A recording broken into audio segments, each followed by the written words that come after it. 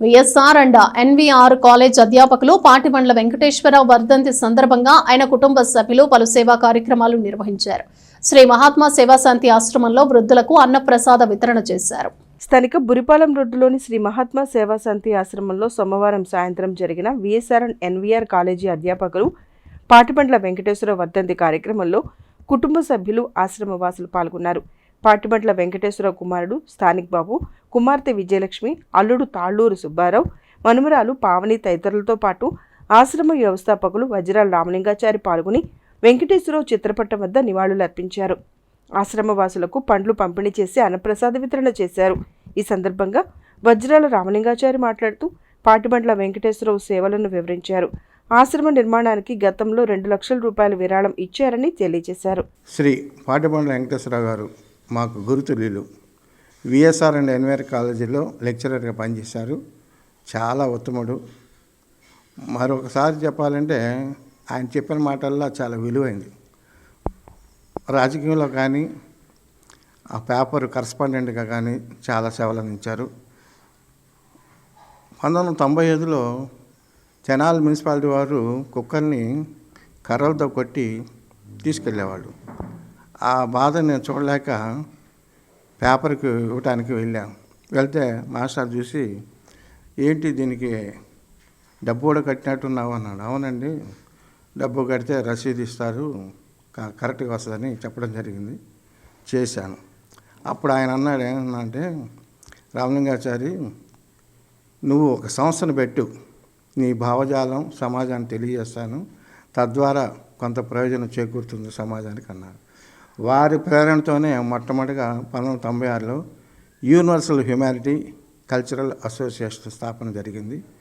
National integration కోసం కొన్ని సేవా కార్యక్రమాలు, అదేవిధంగా జాతీయ నాయకులు వారి కార్యక్రమం చేయటం జరిగింది. తర్వాత గాంధీ శాంతిపీఠం, ఇప్పుడు వృద్ధాశ్రమం.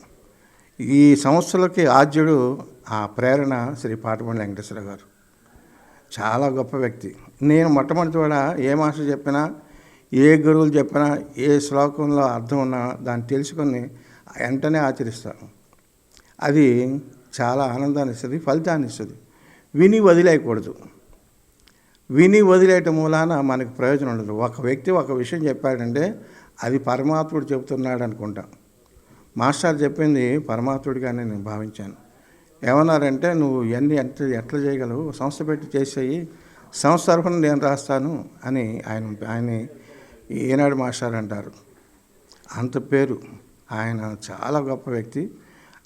అదేవిధంగా అయ్యప్ప స్వామి దీక్ష తీసుకుంటే చాలా నిష్టగా, ఓల్డ్ ఏజ్లో కూడా చాలా నిష్టగా ఉండేవాడు. అంత నిష్ఠాగరిష్ఠుడు. ఆయన మాట అంటే నాకు చాలా శిరోధాన్యం. అది ఈ ఆశ్రమ భవన నిర్మాణానికి వాళ్ళ కుమార్తె గతంలో 2 లక్షల రూపాయలు ఇచ్చారు, వాళ్ళ నాన్నగారి పేరుతోనే.